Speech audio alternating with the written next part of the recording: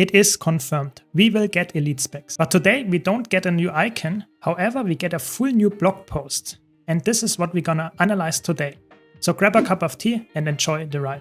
As always, special shout out to all my supporters that helped me keep the lights on. And now, without much further ado, let's jump straight in. I will read it out loud and give you my commentary to it, but of course I'm also very interested to see in the comments what you think about it. So let's jump straight in. From the wilds to what's next. This is by Crouch, the current game director. Hey Guild Wars community, with the final content update of Guild Wars 2, Chantier Wilds now live, we've officially wrapped our 5th expansion, which is the second build under the annual release model we introduced in early 2023. Guild Wars 2 Chantier Wilds tested how we tell stories, evolve systems, and deliver meaningful updates on a faster, more consistent schedule. Some things landed well, others not as much. Just like we did after Guild Wars 2 Secrets of the Obscure, we've been listening to your feedback and acting on it. In this blog post, we'll share how those lessons are shaping our next expansion and the change you can expect to see. This will give us helpful context as we unveil our next expansion next week. Yeah, I think we all waited for that and we're really happy that we get it now. It's very exciting to see what they have to say. Typically, they don't tell us too much about the future. It's more some kind of looking back and see what we actually want to have in the future, what we don't want to have. Charting Guild Wars 2, Chantier Wilds Legacy. Over the past 9 months, Guild Wars 2's Chantier Wilds brought a wide range of new experiences to tier. Across 19 story chapters and 4 new open world maps, the narrative explored the aftermath of the Elder Dragon era through a more grounded and political lens. Your choices help shape the balance of power in a world leaning to live without that existential threat and uncovering ancient secrets best left buried. We brought spears to land combat, our first new terrestrial weapon type since the game's launch, along with a new set of relics that deepened build crafting and expanded playstyle customization. Of course, the second part here is way more interesting to me than the first part, but I guess you all know about that already. Our endgame offerings grew as well. You took on the game's first new raid in over 5 years, complete with challenge and legendary modes. We also introduced a new convergence encounter and a fractal dungeon with its own challenge mode, adding more variety and goals for PvE-focused players. Yeah, I think that was one of the biggest outstanding things that they actually did, was they added quite a wide range of new PvE endgame activities. And I think that was something that surprisingly little amount of players engaged with, and I really hope that this will not keep them from continuing to do so. But I feel like this is like one thing that a lot of development time went into, and that was also the reason why, for example, the last 2 maps were not as big or as amazing as we all hoped it to be if you look at Lowland Shore, for example, in comparison to that. Guild Wars 2's Chantier Wilds also marked the arrival of homesteads, a major feature that brought player housing to the game. That was paired with a rework of the decoration system, updates to the Warclaw mount, 2 new legendaries, tons of new armor, weapon sets, Wizard's Vault refreshes, and a long list of quality of life upgrades. Yeah, I think the features that we got with Chantier Wilds, and Soto for that matter, were actually quite good. I'm actually really happy what we got. I think they are way more feature rich than they are content rich. Soto more than Chantier Wilds, but Chantier Wilds still, in my opinion, got some really nice things, even though especially homesteads are not perfect. In PvP, we built something new with your help. The push game mode began as a prototype and evolved through multiple public betas, shaped directly by player feedback. Co-developing a competitive mode in a live environment is rare, and we're proud of what it represents. The final version launches later this summer, and we hope it sets a precedent for future community-driven efforts. That's very interesting. The interesting part here is the final version later this summer. So that means the next, we already know it will happen in August, in beginning of August, that we get another push. And apparently this is the last version. Maybe there will be something after that with the small changes, but this will apparently be the last beta, so to say. I'm really interested to see if they did some crazy big changes in there. I think that's a really interesting thing here for me as someone that enjoys PvP. We will see if that actually, how that turns out to be, but I'm really hyped about that, to be honest. Guild Wars 2's Chantier Wilds delivered a lot in a short amount of time. That momentum was only possible because of your passion, creativity, and honest feedback. I think delivered a lot. That's like debatable who you asked. I think content-wise, I think it depends on what kind of game modes you like. But I think definitely they were quite open in the feedback that they wanted from us, and especially balance-wise, I think we got a lot of good stuff. Feature-wise, I would say as well. content story map-wise and maybe even PvE content in general endgame. Depends who you asked, I would say. I'm happy, but not a lot of people, I would say, agree with me. Finding the right rhythm. Guild Wars 2 Chant der Wilds launched in August of last year, followed by 3 quarterly updates. After the first of those updates arrived in November 2024, we heard consistent feedback from the community. The additional story content fell too short, and the lack of a new open world map made the update feel noticeably light. Similar reactions to story scope followed the second and third releases, signaling that the pacing and structure of these releases could better align with your expectations. For our next expansion, we're refining that structure to give each update more depth and impact. The first quarter release after the expansion's launch will not include new story or map content. That's really interesting. So they will completely cut out the first part to make the second and the third feel better, or at least more deep. That's an interesting decision. Instead, it will focus on updates to core systems and long-standing features. Whatever that might be. I don't have any clues, to be honest. We will see with the later blog post what this actually means. But I'm really hyped about that because I'm always up for improving core systems, even though it's not that much of a selling point. I think for people that already play the game or for people that get into the game, I think updating features that are really important to the game is something really, really good. This approach gives us the space to revisit foundational elements of the game, improvements that support the long-term health of Guild Wars 2 and reflect the design philosophy outlined in the Building Smarter Not Bigger section below.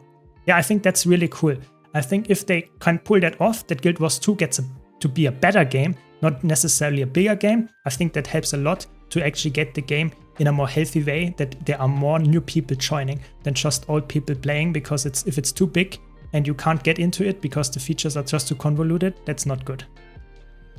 By focusing on story and map development in the second and third quarterly updates, we are able to make those releases more robust and satisfying. Each will introduce a larger, more content-rich map and a longer, more fully developed story than what players saw in the equivalent Guild Wars 2 Chant der Wilds updates. While the total amount of story content across the expansion is increasing modestly, the bigger benefits is how much more meaningful each individual release will feel, along with the scope improvements to the open world maps.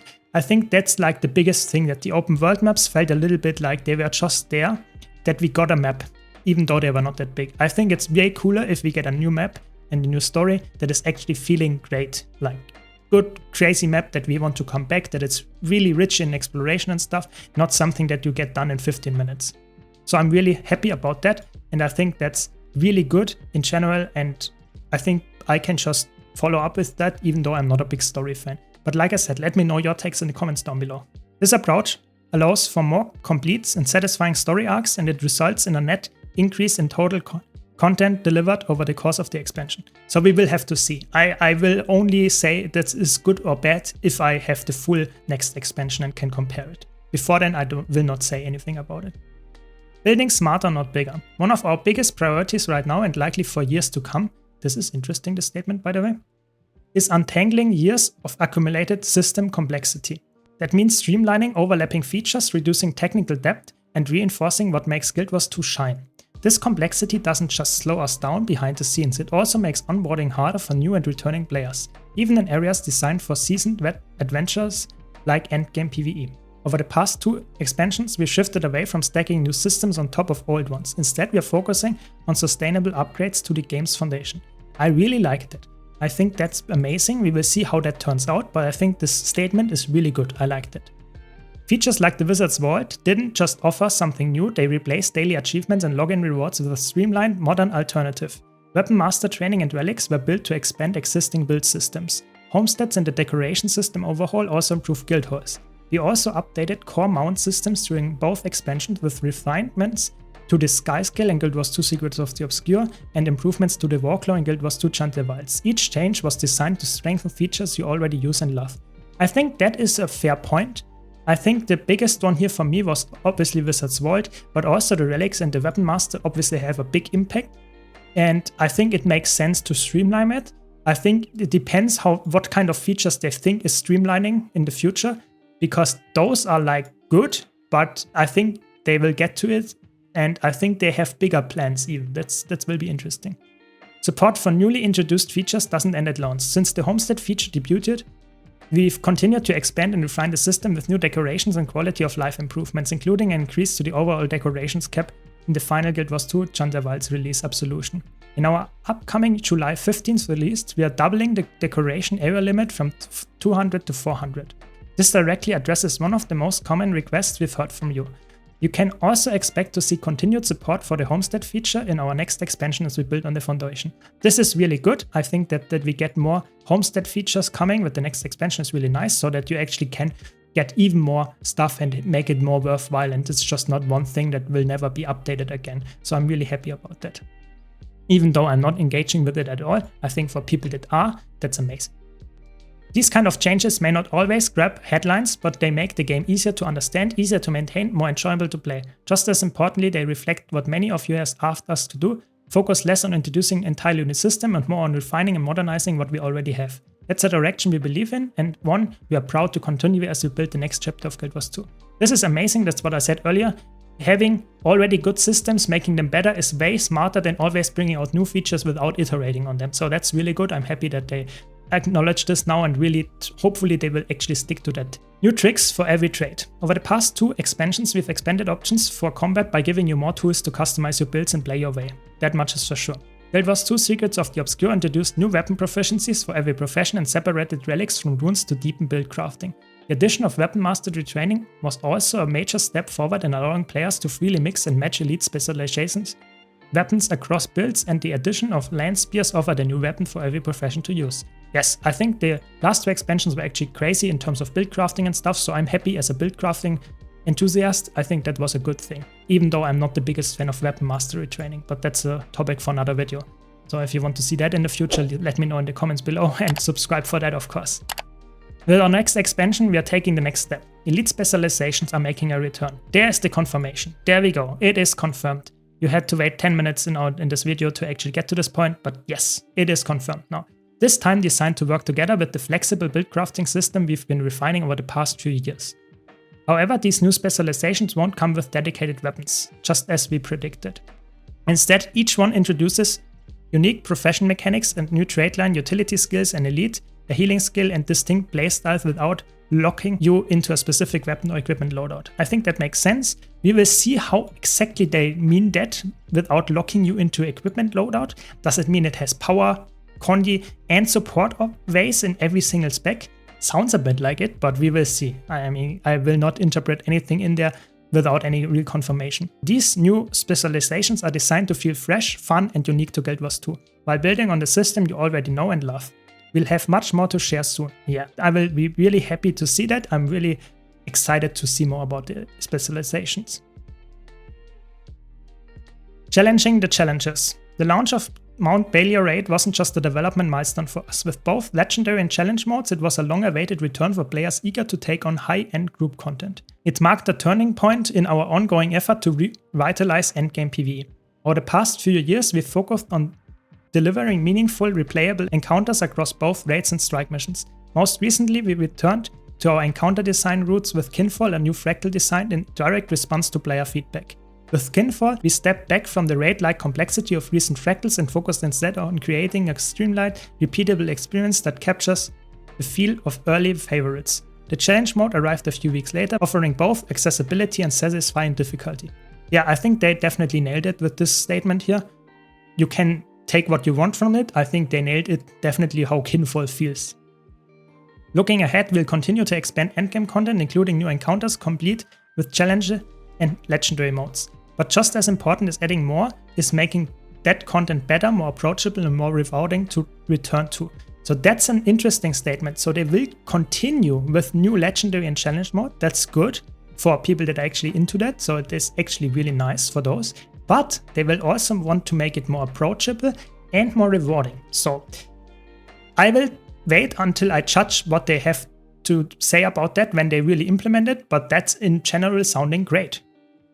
In the first quarterly release of our next expansion, that means unifying raids and strike missions into more consistent structure, improving onboarding for newer players, reworking parts of the UI, streamlining rewards, and investing in systems that help group content feel easier to step into and more meaningful to stick with. That's like this statement here, I would never have expected, to be honest. Unifying raids and strike missions, it's insane. That was one of the biggest things that new players always asked and struggle with, so that's really good. let's see how that works out. Improving onboarding for new players, it's amazing. I really hope that will be really good and really deep. And also reworking the UI. I don't know what exactly that means, if it's just one thing that is like a small feature, or if it's like insane that you can completely customize the UI or whatever. We will see. That sounds amazing if it really would be that. Streamlining rewards, okay, that can be anything. Probably just some overarching currency, but still, I like that. And investing in systems that help group content feel easier to step into. So do they have some kind of KP system in mind? Do they want to have some kind of LFG, automatic matchmaker? We don't know. Whatever it is, I think it's always good to have something from the game that helps you find people that are like-minded and similar skills. So we will see how that works out, but that sounds, in my opinion, very nice. So hopefully we get some more information about that very soon, or at least somewhat soon. But I can expect this will probably take a while until we get information, probably until the end of the year. We want Guild Wars 2's endgame to be something anyone can grow into, whether you're joining your first organized group or aiming to master every challenge we throw your way. That sounds good. Then we have here the already known roadmap. Yeah, we are already like in July and having the expansion announcement very soon, next week. Then we get a Return to achievement event and the World vs. World Rush events. That's good. And in August we get the beta in the beginning, like I said, and apparently the final one. I don't know if it will stay permanently in the game or how it will turn out after that. And then we get the Festival of the Wind for Winds as well. And we will see what in September will happen. And in October, probably at 28th, that's my prediction, we will get the expansion. What comes next? Guild Wars 2 Chant der Wilds helped us learn where to push harder, where to simplify, and how to better listen to the needs of our players. Let's really hope they did that. Your feedback didn't just resonate with us, it reshaped how we're thinking about the game and how we're building what's coming next. Mark your calendar, we'll get your first look at the next expansion on July 15th. So that's now confirmed that they will actually announce the expansion on there. Was pretty much sure about that, but still. Thanks again for your passion, your support, and your belief in this world, and in the people who bring it to life. See you next week. Josh Davis, Game Director. P.S. Thanks for reading this far. Here's another teaser for your troubles. So I think that was a really nice and really good blog post, and let's summarize it with this picture. It's probably showcasing 2 new elite specs that we get. I don't know if it's like something new or if it's already the teaser image icon out there, but I would say the right one, looking some kind of ritualist or some kind of necromancer for sure from the color, that is summoning spirits. So I think that's very fitting for the ritualist, and I think that's just really nice. Maybe some kind of spirit army minion mancer with spirits. Sounds really good. I think people will like that for sure. What exactly, how it will turn out, that's just my prediction. And that one here looks a little bit interesting because it has the colors of definitely of some kind of warrior, but it looks like an angel with a sword and some kind of, maybe paragon style or something like that. Maybe it's a paragon, but it could also be even some Valkyrie or something like that. Maybe we got the image for that already. Maybe we didn't. In any case, quite cool new lead specs that we see here. And I'm happy to debate more about that in the next coming days. So overall, what can I say about this blog post? I'm really happy, and I think they actually really nailed it, what they actually think about the community feedback and stuff. So let's see if that's if they really put it into a good expansion with the next one and really work on the mistakes they did. I think it's very interesting that they actually also changed or continue actually to expand on new raids or fractals or convergences. They didn't specifically mention anything of that, so really take that with a grain of salt. They will bring out more endgame content, that's what they said, including new encounters complete with challenge and legendary modes. But they didn't say specifically it's a raid, it's a convergence, it's a fractal. So we will see what exactly that will be. It will be also somewhat unified, so probably it's one of those things together. But in either way, I'm really excited to see that. And I think there should be in this blog post a happy message for almost everyone. So like I said, let me know your takes. I'm really happy about that one. Thanks a lot for watching. I hope you enjoyed this video. If you did, be sure to leave a like and subscribe for way more news and updates about Guild Wars 2 to come. Thanks again to all my supporters, and I hope to see you all in the next video.